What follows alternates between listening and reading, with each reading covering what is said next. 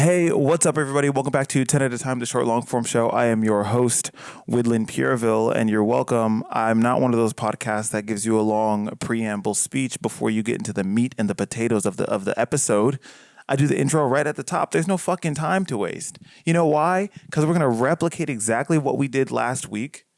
This is like my third week in a row recording the show, which is a good streak for me. I'm going to keep this going. Everybody say sausage and keep it going. And I'm going to hit the timer on 10. When we get to 0, the buzzer's going to go off, and then we have to move on from the topic that we're talking about. There are no ifs, ands, buts, or exceptions unless I break the glass and smash that today's 20 button. But that's only in case of emergencies. What's on the docket today? Let's just get through that because the 10-minute structure is serving us. And if you disagree, then you're welcome to say that.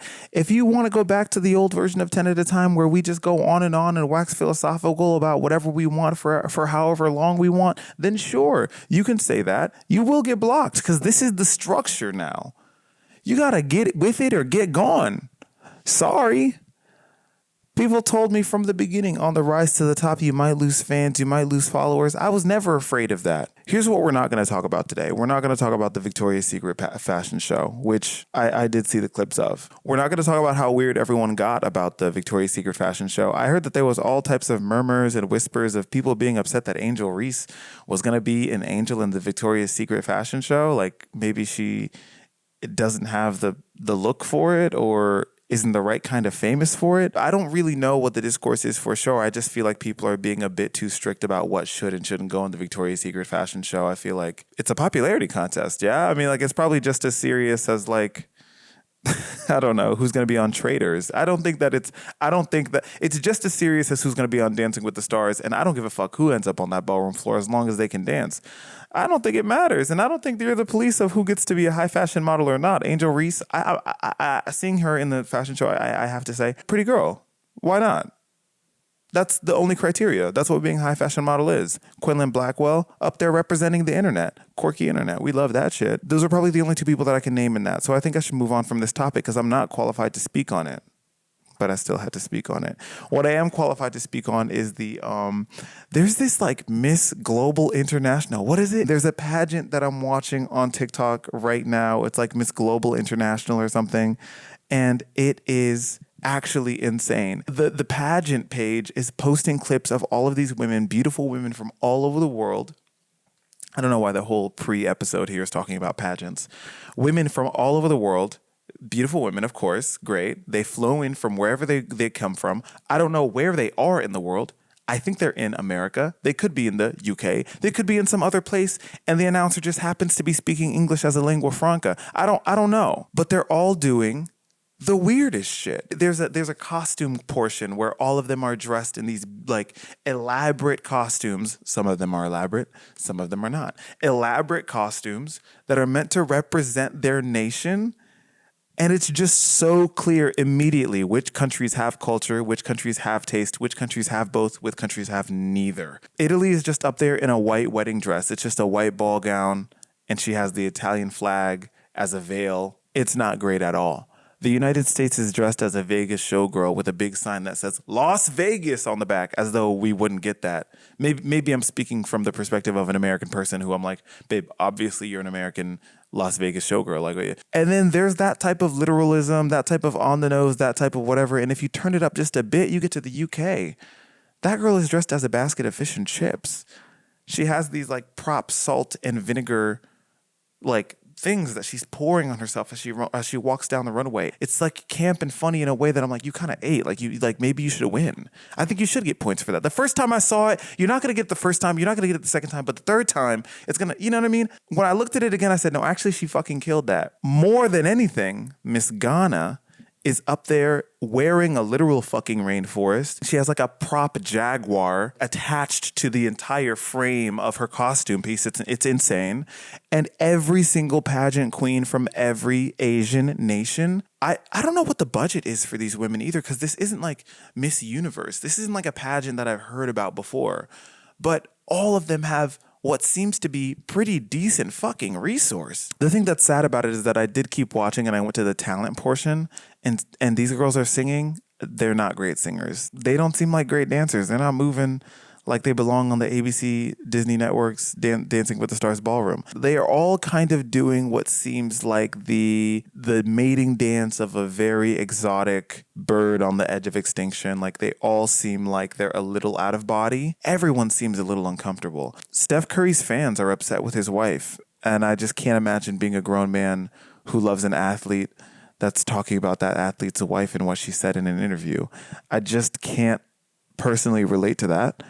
I can't personally relate to giving that much of a fuck about Steph Curry outside of the fact that he gets the ball in the basket. Nigga, that's his job. That's his contract. I don't care what his wife does. We're not talking about is the new Pokemon ZA that just dropped. Because I haven't gotten it yet. I'm the only person on earth who hasn't gotten the new fucking Pokemon game, and that's embarrassing. And I'm fucking mortified. And I keep getting on TikTok and on YouTube, and I see people live streaming the new Pokemon game, and I'm the only person on the face of the earth not playing it. I should have done the pre-order. There's a new Pokemon game coming out, and then also there's a Digimon game coming out. And apparently the Digimon game, which is not meant for Nintendo, it's meant for PC, which means that it has more computer processing power. It's like obviously a more robust game. But this Digimon game looks fucking crazy. And these people are trying to propagandize you to abandon Pokemon and to switch over to the Digimon faction. In the same way that like Google Pixel and Samsung and whatever, all these other tertiary phone brands are constantly trying to propagandize people to abandon Apple. Digimon is trying to, not Digimon, but the Digimon fans are like constantly trying to propagandize people to be like, Pokemon's not even that cool.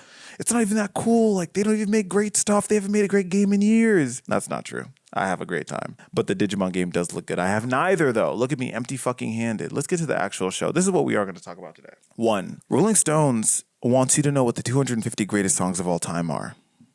It's calm. It's a calm topic. That's going to warm us up today. 2. Dylan Efron on Dancing with the Stars. That's where we're going to heat up. And I want you to strap the fuck in because it's going to get very serious at that point in the conversation. 3, I want to tell you all about my new singer-songwriter obsession. And then the last topic that we want to talk about, that I'm going to talk about today, and I want to share with you, is about the socialization of a national utility. We're going to hit play on the conversation. 10 minutes per topic. When the timer goes off, the timer goes off. No ifs, ands, or buts about it. Where's my phone? How could I get back here with no phone again? That's 10 minutes. And 3, 2, 1, activate. All right, guys. So Rolling Stones on October 8th released what they believe to be the 250 greatest songs of the century, which means anything from 2000, January 1st, 2000 to now. And the reason this came up is because I was scrolling on TikTok and someone was like, one of their editors or talking heads or whatever, come on, and they were talking about why they had selected the song that they selected for number 1. I'm going to give you a couple of seconds to find out, to guess what you think the number 1 song is of the century. Go ahead, drop it in the comments down below. Okay, time's up. You wouldn't believe that it was Get Your Freak On by Missy Elliott. Actually, you probably would believe that because that's a great political answer.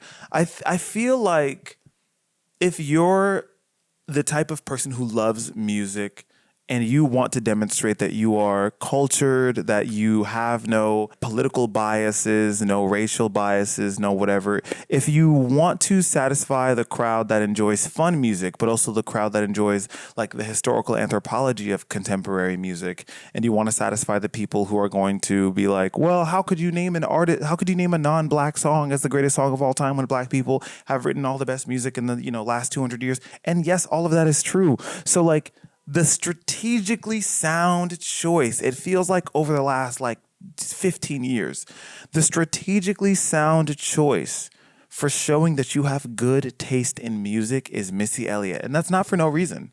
It's because people who have good taste in music do fuck with Missy Elliott. You know what I'm saying? And even people who don't think that much about music can appreciate some Missy fucking Elliott. She is every woman. So they chose Get Your Freak On by Missy Elliott, and I can't contest that too much. Is it the number 1 song of the century that I would choose? I don't even know where to begin that question. I wanted to scroll through the rest of the list to think like maybe something else got placed later on the list that I would have placed higher up. T-Pain, I'm Sprung is number 218, and that to me, once you start getting into the way T-Pain and his use of auto-tune single-handedly transformed the entire zeitgeist of music, and he's from Florida, The T in T-Pain stands for Tallahassee, baby. And the way that nigga is still cold to this day. And the way that they played on his vocals, they said T-Pain can't sing, T-Pain can't sing. And he put his ego to the side. He didn't talk shit. He didn't get mad. He put it all on the record. T-Pain, I'm Sprung might have to be at least closer to number one. If not, I'm Sprung, I'm in love with a stripper. Like that catalog, back-to-back hits, to me personally, that might just have to take it. But it's 218. That feels really fucking low. But here's the thing too, they don't really name what the criteria is, right? For me, I'm thinking about the music and also like the social and cultural implications of the music, right? What's the legacy of that music? Yeah, by Usher is number 210. Okay. Interesting. Doja Cat and SZA's Kiss Me More is number 212. I think that should be higher up too. That was a fucking banger. I'm not just talking black music here. I'm talking Caucasian music too. Although the Caucasian music that I'm about to name also still counts as black music. They've got Fall Out Boy's Sugar We're Going Down at number 79. I think that's at least top 50, dog. I'm also looking for the Paramore in this motherfucker. Oh no, Paramore is still here. Still Into You is number 64. And that's fair because I would place Paramore's Not Into You above Fall Out Boy, Sugar We're Going Down. Just for me, but for me, that's not a personal choice. That's me thinking about the program. For me personally, it is the Fall Out Boy above. I'm gonna tell you this top 10. Number 1 is Missy Elliott's Get Your Freak On. We already know that, but let's go back from 10. Number 10 is Frank Ocean's Thinking About You. That's fair. Number 9 is Toxic by Britney Spears. That's fair. Number 8 is Idiotic by Radiohead. I don't know that song too well. Number 7 is All Right by Kendrick Lamar. That's fair. Number 6, Dancing on My Own by Robin. Okay. That's fair. That's fair too. You hear that song one time, you're going to think about it nonstop for the next week. It's going to be in your head. Number 5 is All Too Well by Taylor Swift. You're losing me. You're losing me. Do you understand? Because that's not even her best. That's not even her best. I'm not saying that Taylor Swift doesn't deserve to be here at all. There are Taylor Swift songs in the catalog that you could argue deserve to be in the top 10. I do not think that it is All Too Well. I did see one of the op-ed write-ups about why they chose All Too Well of all of the songs. And it's because when she released the longer version, you know, the way that it like resurfaced and took over the zeitgeist and there was a music video and so on and so forth. All Too Well tells the story of who Taylor Swift is, like it encapsulates it very efficiently. All of the lore behind that song. But again, are we talking about the social and historical lore? Or are we talking about the quality of the song itself? Where they really, really lose me? Number 4, Seven Nation Army. Y'all know Seven Nation Army.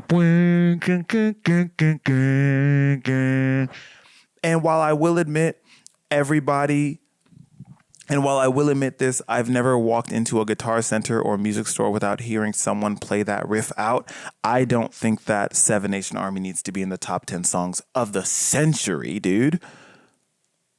Seven Nation Army, I've never even wanted to listen to Seven Nation Army through in its entirety. You get one verse, you get one chorus, and then you're like, okay, wrap it up. I kind of get it. I don't know what white guy the Rolling Stones has in the office that used his 3 wishes from the genie to get White Stripes' Seven Nation Army into the top 10. Like, Seven Nation Army is right under Crazy in Love by Beyonce. That's another one. Hear me out. I'm not mad that it's in the top 3. That's fair. I'm not mad that it's in the top 10. That's fair. That Beyonce song, though, I would honestly give Bootylicious above Crazy in Love if we want to honor that era of Beyonce, because Bootylicious invented language. Somebody look into the etymology of Bootylicious and tell me how Beyonce invented it. That word did not exist before she gave it to us. That's cultural impact. Crazy in Love is cool, though. Honestly, you could give many, many Beyonce songs in the top 3, I wouldn't be mad. And you could honestly give her multiple entries in the top 10, and that would still be fair. Let alone top 20, top 30, top 40, there should be multiple Beyonce entries, but I think they were trying to spread the wealth a little bit. Maps by Yeah Yeah Yeahs. That's a TikTok song to me. That means nothing to me. And then number 1, Get Your Freak On by Missy Elliott. So here's the thing. The top 250, a little shaky, a little questionable. The top 10, pretty questionable, but in terms of the top, like when you start expanding from there, the top 20, solid. Top 30, solid. Top 40, 50, super fucking solid. Even if you don't agree on the particular order in which all of those songs land inside of the top 50, I can agree that most of the songs in the top 50 belong in the top 50. Safaira by Bad Bunny is at number 11. That's a great and cultured. Good. Snooze by SZA is 13. Gasolina by Daddy Yankee is 14. That should be fucking top 10, dude. You're telling me All Too Well. And here's the thing about All Too Well. All Too Well right now is 2 positions below Beyonce's Crazy in Love. And I promise you, there's nobody on this earth that knows Taylor Swift's All Too Well that doesn't know Crazy in Love. But there's a good portion of the earth that knows Crazy in Love that has never heard All Too Well. That's just the truth. I don't want to compare Beyonce and Taylor Swift anymore. We can't get in too much trouble with that. Mariah Carey, We Belong Together, Hotline Bling, Bad Guy, Someone Like You, Bad Romance. That's top 20. Pink Pony Club by Chappell Roan is number 23. That's an early career entry. D'Angelo Untitled, How Does It Feel? Is number 24. 99 Problems 25. The Killers, Mr. Brightside is 26. You start to get into top 30, top 40, and it's like even if I don't agree with the placement of each of these, I can see where they're coming from with the full spectrum of them. As far as that scope goes, Confessions by Usher. Formation by Beyonce, number 32. That's great. Driver's License, number 38. Incredible. Thank You Next is 40. Period. Back to Black by Amy Winehouse. And then rounding out the top 50 is Pretty Wings by Maxwell. That's good. Definitely the top 100 of these songs is an excellent fucking playlist. The only thing that it is missing is Pink Panthers. Time is up. I think that this list is actually a pretty decent list of like the songs that encapsulate at least the American century of music. We got to move on. Guys, I just wanted to have some fun off the top. The next thing that we're going to talk about is not fun at all. It doesn't bring me joy. It pains me to have to do this, actually. But we got to get back into Dancing with the Stars, okay? I'm going to hit this timer one more time. Last time I talked to you about Dancing with the Stars, Lauren had just been eliminated. Lauren from Fifth Harmony. And they invited all of Fifth Harmony into the Dancing with the Stars ballroom. And they eliminated Lauren in front of all of Fifth Harmony as she was dancing to her own song. And you know who's still in the ballroom? A man by the name of Andy Richter. Andy Richter cannot dance. And it's not that I think Andy doesn't deserve to be there per se, but it was a glaring indication that what was happening here in the Dancing with the Stars ballroom was not about the merit of who can and can't dance. There was a much larger and intricate and sophisticated and fucked up political system. And I didn't come to do politics. I came to watch someone do a clean pirouette. I want to cut to last week. It was Dedications Night. For Dedications Night of Dancing with the Stars, this is what I'm learning. Dedications Night means that everyone gets to bring one person, special person from their own personal life and their own, beautiful history onto the Dancing with the Stars ballroom floor with them and do some type of dance. So it's the star, their pro, and then in some way they integrate a third person so that we learn a little bit about their backgrounds. Here's what I'm learning about Dancing with the Stars is that pre the acquisition by Disney, Dancing with the Stars was cut fucking throat. Firstly, everybody was fucking. Secondly, I won't say that. Firstly, everybody was dating. It was messy. It was a web. Secondly, when they did these testimonials and these packages and these these clips in the beginning to give you an intro on the star and the week of rehearsal that they've had, they used to be fucking intense. It wasn't this squeaky clean, polished.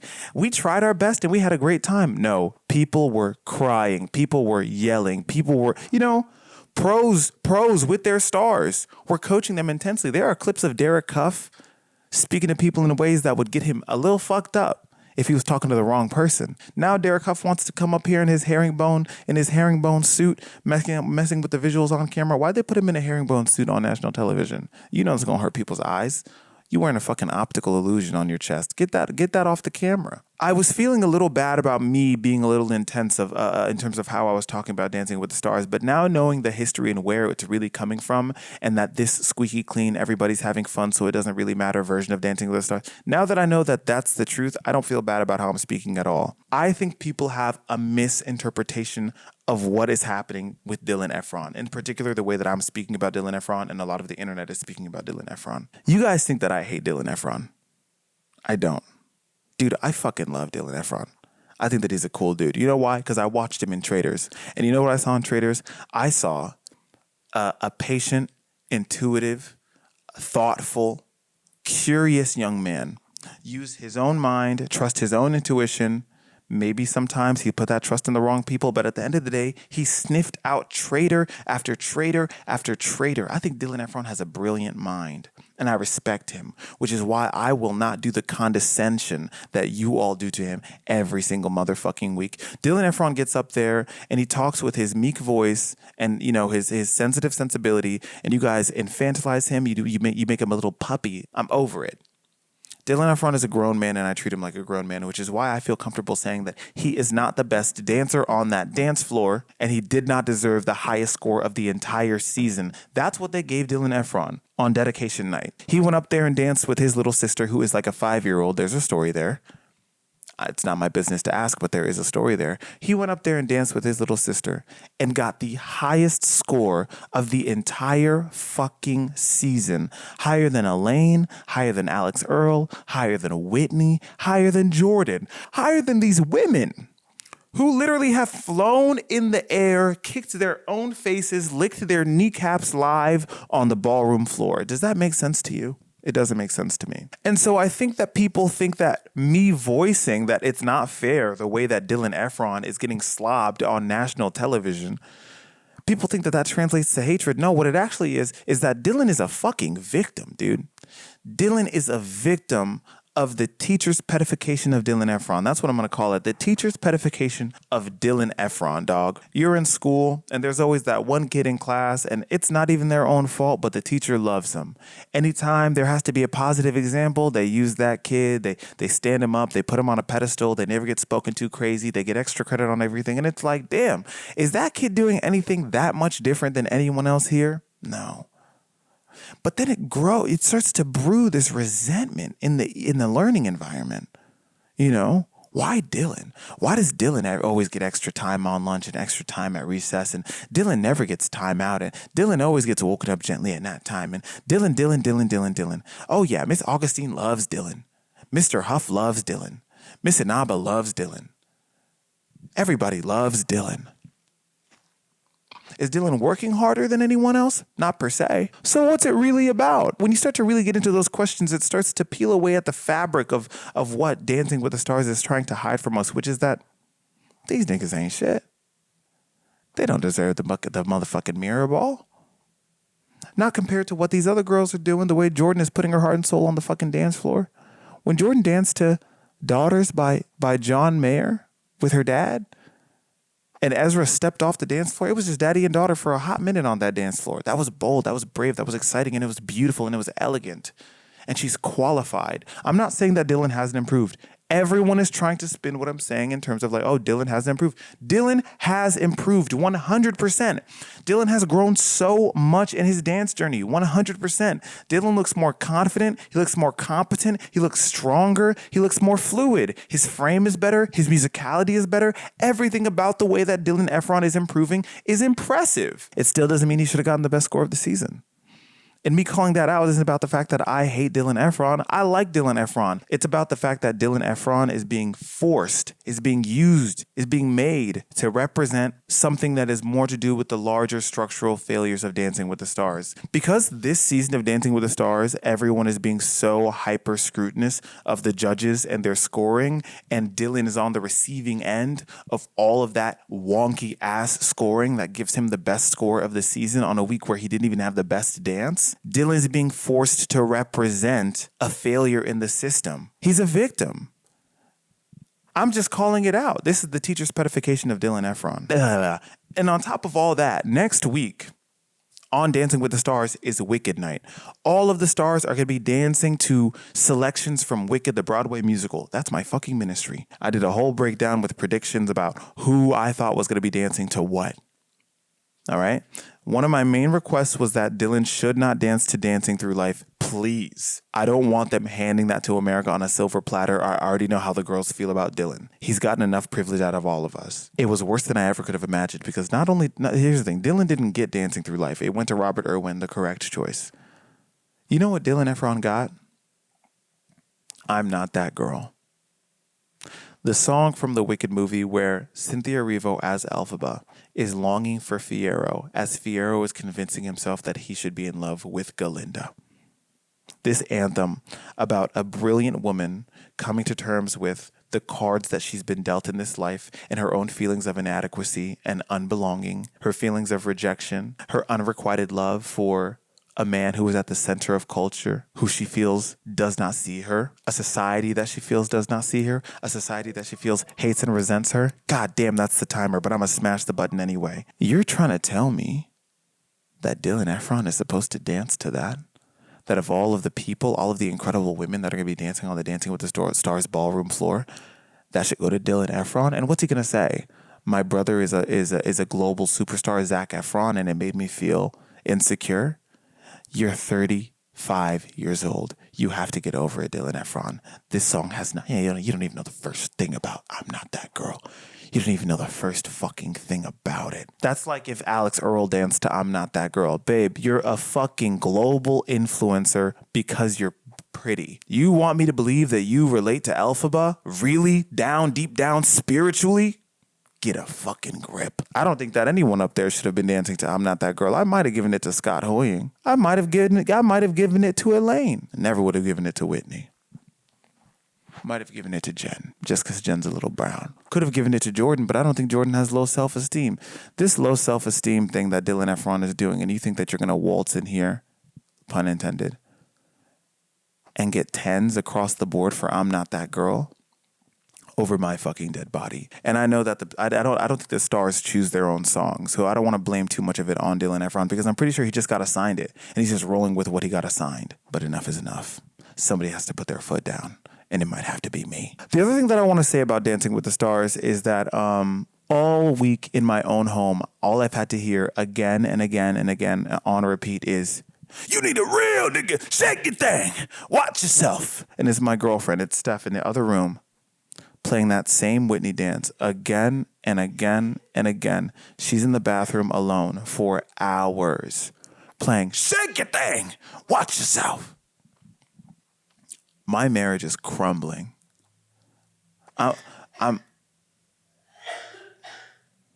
She's coughing in the background right now because she has bronchitis. That's not true. She's trying to silence me. Okay, let's move on. That's time. Let's move on. Look, I didn't have to smash the button too hard on that one. Okay, that's it.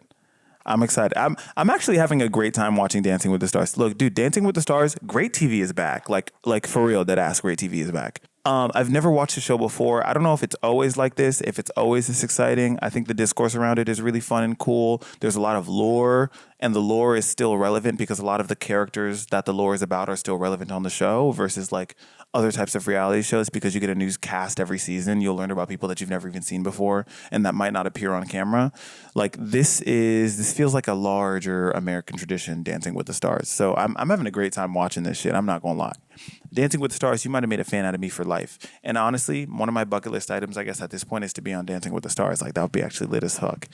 Who would I want my partner to be? If I was on Dancing with the Stars, I would want my partner to be Mark Ballas because he has the best choreography and he also has the Lord's favor, clearly. All right, let's move on to the next topic. The timer is going. Have you guys heard that song on TikTok? It's by at Annabelle Says, and it's called The Hand. It goes, every time a guy writes a song, he's a cowboy, a sailor, with a wind's hand. Every time he opens his mouth, it's a loud movie trailer. So it's kind of like, at least on my For You page, it's kind of like the song of the moment. It's kind of like when Leith Ross wrote Depollute Me, Pretty Baby. You remember that when that song was trending? This thing about Annabelle is going super viral. And the thing that I want to come on here and say, and I want to make it very clear, is that there is not a single melancholy woman on the entire internet with a guitar, with a piano, with a synth pad. There is not a single melancholy woman that I have not heard. I know all of them. And the songs they write for me, the Wizard of Sad Girls. Jensen McRae, I was there first. Lizzie McAlpine, I was there first. Gabrielle Aplin, I was there first. Orla Gartland, I was there first. Jana Jameson, I was there first. First.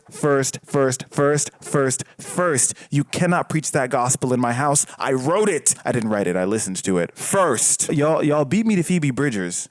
And honestly, I was off my game. I don't know where I was. I was off my game for that one, okay?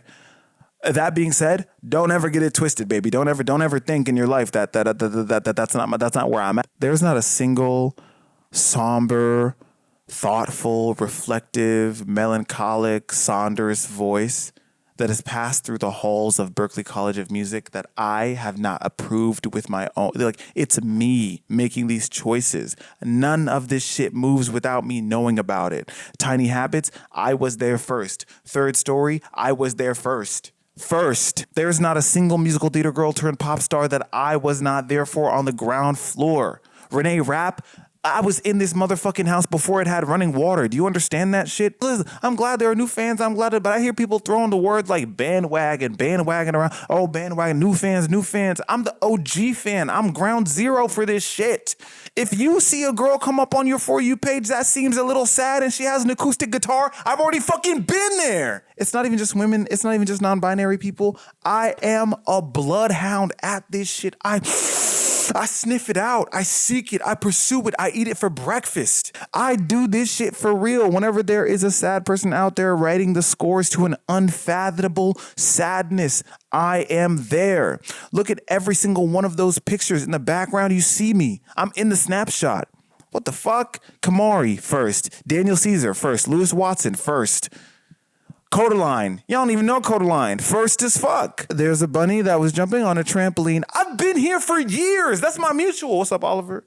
I've been here, dog. Y'all couldn't even spell retrograde when I tapped into James Blake. Y'all couldn't even spell retrograde. My brother and my sister don't speak to me, and I don't blame them. Y'all have no idea how I had to internalize that shit from a very young age. I was tapped into Ed Sheeran when he was still singing about being a drunk, alcoholic, homeless busker. You know? I'm not talking about drunk. I'm not talking about Lego House. I'm not talking about Wake Me Up. I'm not talking about Give Me Love. I'm not talking about A-Team. I'm talking about way before. I'm talking about Loose Change. I'm talking about Little Lady. I'm talking about Sunburn. I'm talking about Cold Coffee. When I was in the 8th grade and I found Ed Sheeran, and then that trickled to me watching his video, him doing Gimme Love live with the loop pedal in that studio. And the people who know Ed Sheeran and were there from the beginning, y'all know exactly what the fuck I'm talking about. When he builds the Give Me Love loop live in that studio, just him by himself and that guitar. First time I saw that shit, it rearranged my brain chemistry. And I went to school and I tried to tell everybody that I knew about this guy, Ed Sheeran. Nobody wanted to hear shit about it. Nobody wanted to hear anything about it. They weren't listening. And then Ed Sheeran came to Orlando. He came to the House of Blues and I wanted to go so bad. But at that point, I had never been to a concert before. My first concert in my entire life was on my 15th birthday. My 14th birthday. And I went to an all-time low concert. And my mom gave me the money to buy the concert ticket like 2 hours before it started, and my brother drove me there. She had to call him from wherever the fuck he was in the world to come pick me up, to take me out to the Orlando House of Blues. But right before all of that, you know what it was? It was Ed Sheeran performing live at the House of Blues.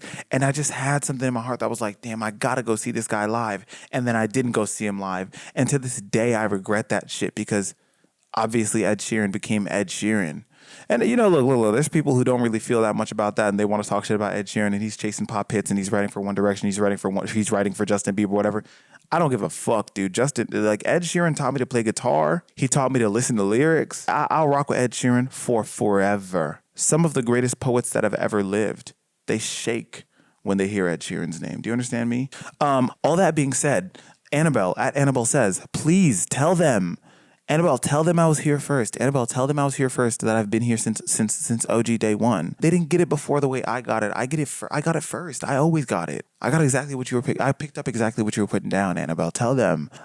There's another artist right now that I've been loving recently. Her name is Nep, and she has a song called Doc, and it's like, the way your shirt is crumpled up around your neck and tucked under the soft part of your bottom lip, it kills me. I want it badly. Yo. And she just released a song called Florida Girl. Stream that. And you know how I found her? Because I used my divine and ancestral sense and attunement for finding sad, melancholic women with guitars. This is my birthright. Do you understand? This is the gift that I was born with. To find sad people playing sad music on their sad guitars. And I use this gift for evil and good, but mostly evil. Here's the last thing that I want to talk about today. I have a progressive leftist politic. And you should know that about me. I believe that people, working class people, should enjoy the fruits of their labor, that they shouldn't be the playthings and the toy things of the rich and the wealthy. I believe that government and institutions should provide people the opportunity and protect their opportunities to live abundant and peaceful lives. Paying for water, ridiculous. Paying for healthcare, ridiculous. I want utilities socialized. I want healthcare socialized. I want, honestly, the internet like as a utility socialized. And you know what else needs to be socialized? Socialize Uno. We need to get Uno into the public domain as quickly as possible. I do not believe that any single private company, private institution, private corporation should have a monopoly on such a large part of Black culture and Black heritage and its traditions. It's not right, and it's wrong, and it's wrong, and it's wrong. Mattel is the owner of Uno. So Uno was invented by a guy named Merlin Robbins, and apparently they called him Merle Robbins. He was born in 1911 and he passed away in 1984. He was a barber from Ohio, and he invented the card game Uno with his wife. They mortgaged their house so that they could have $8,000 to create the game. It was 5,000 decks that they created to sell at first, right? And he sold them outside of his barber shop. And then his son Ray gave them away to students. That's all from Wikipedia. In 1972, he sold the rights to Uno to International Games for $50,000. So in 1 year, he made like a $42,000 profit. And then he had royalties for 10 cents per game that was sold. That 10 cents per game that was sold, I'm not going to lie to you, Merlin. You fumbled that. Oof. And I guess you had no idea to know what Uno was going to do. You had no idea. You had no way of knowing the fucking numbers they were going to push behind Uno. Eventually, International Games sells Uno to Mattel. And now Mattel distributes it. They are squeezing the life out of Uno. When I tell you, Mattel is squeezing the life out of Uno. They got Uno Elite, Uno Teams, Uno Flip Attack. Uno Flip, bitch, if you've never played Uno Flip, that's where the real competition starts. And I'm already getting activated. It's already activating my fight or flight responses to be talking about Uno like this. I need to calm down. You think Uno is serious? Play some goddamn Uno Flip. Play some Uno Flip. That'll really shake it up. Uno Quattro, Uno Wild Twist, Uno All Wild, Uno Deluxe, Uno Remix, Uno Party, Uno Ultimate Marvel, Uno Play with Pride. Happy Pride. Uno 50th anniversary. They have at least 30 different iterations of Uno that they've created, maybe 40 different iterations of Uno that they've created in the last 40 years. They're squeezing the life out of this thing, and there's still more to be had. And that being said, we cannot keep letting them get away with this. Mattel, the way that you have used this specific property, Uno, to divide Black families, to create conflict inside of the Black household. There is no pastime that is more divisive to the Black community than Uno itself. The least you could do as an act of reparations is socialize it. Release the IP. You should not be profiting off of this the way that you do. Uno was created in 1971, but it didn't enter the Black household and take over the Black household until the 1980s, around the time Ronald Reagan became president. Isn't that interesting? Is that a coincidence? You'd be a fool to think that it is. The show that I'm doing right now down the street here in D.C., it's at Arena Stages. It's called Fremont Avenue. And one of the big themes in the play is spades. Spades gets played in every scene of the play. It's about a Black family living in Southern California, and they play spades. I've never played spades before I came and learned how to play spades for the sake of this show. And something that immediately stood out to me is the way that when you play spades, you got to talk crazy cash money shit. You actually have to talk to your opponents as though you fucking hate them.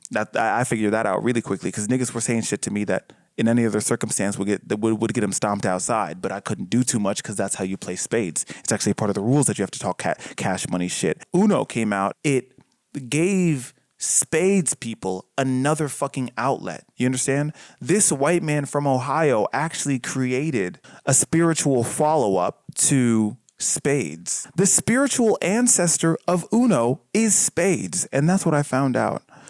But I think it's crazy. Honestly, I think it's crazy, like, Can you imagine the way that guy feels? I mean, he's dead now, but like his family, they're not getting any royalties. I doubt it that they're getting any royalties in the last 40 years from what Uno has become. But can you imagine looking up at like something like that, like something that exists in the homes of so many Americans and being like, yeah, my family created that and I see no money from it. I thought about Monopoly recently. I was doing laundry and I was in a laundromat, and on the TV, they were playing The Masked Singer. Crazy. And we'll be watching that together next, right? My podcast in 2 months about The Masked Singer. I was watching The Masked Singer, and then the commercial breaks happened, and then they had a commercial for like the Monopoly phone game.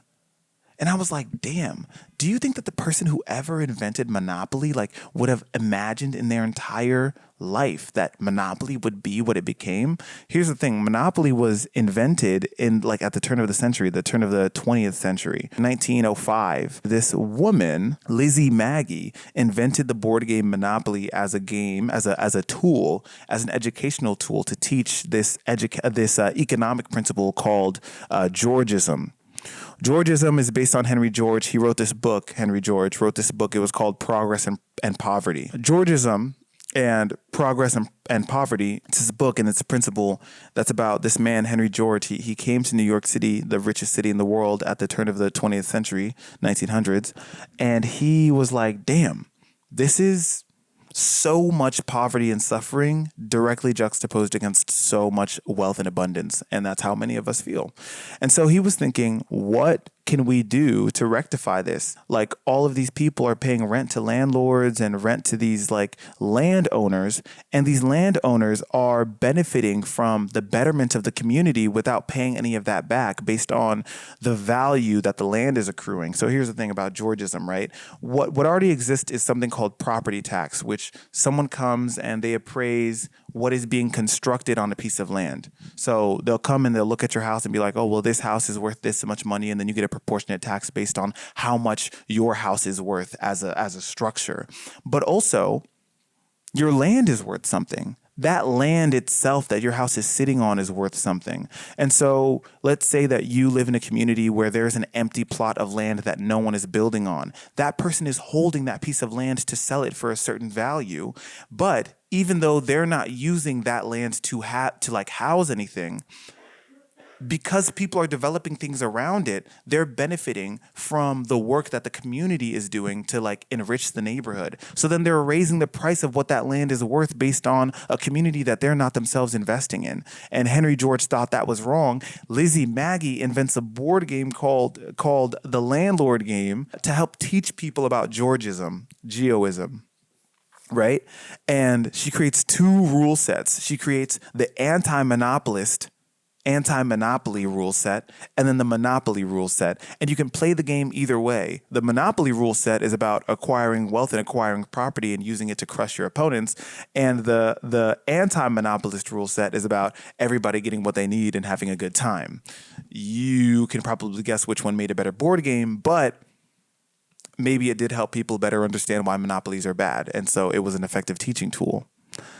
The game, I mean, she had a patent, but the game gets duped and then it gets sold and acquired and sold and acquired and sold and acquired. And eventually it ends up with Hasbro, and now they're squeezing the life out of it. And I just can't imagine looking at this Monopoly video game, phone game commercial that, you know, Lizzie Magie in 1905 could have ever thought that this tool that she created to teach people about the dangers of like capitalist enterprise and greed and monopoly actually has become one of America's favorite pastimes, and now people use it to actively crush like their loved ones, to divide themselves, to ruin relationships. Damn, that shit is crazy as fuck. Anyway, I just thought that was an interesting story. All that to say, Uno belongs to the people, and it will always belong to the people, and I believe that the people need to take it, even if that means by force. That's time. Hey guys, thanks so much for being here this week for 10 at a time, the short long form show. As usual, if you enjoyed it, leave a comment down below, share it. There are going to be clips on TikTok and Instagram that I would love if you saw them, if you would share them and engage with them there too, especially on Instagram. You know what I mean? We're trying to get this motherfucker rolling. But definitely like a comment here, a share here, a subscribe here is always appreciated. Even if you do none of those things, just meet me right back here, same time, same place next week. And that would always also be appreciated. I did like research for this episode, which I think made the episode better. I had like a lot of fun doing it based on the notes that I took about the things that I wanted to talk about. I've taken notes before, but like, the Monopoly thing, I actually had to do like real research for. And I learned something, and I hope you learned something too. And I also hope that I will see you here next week. All right.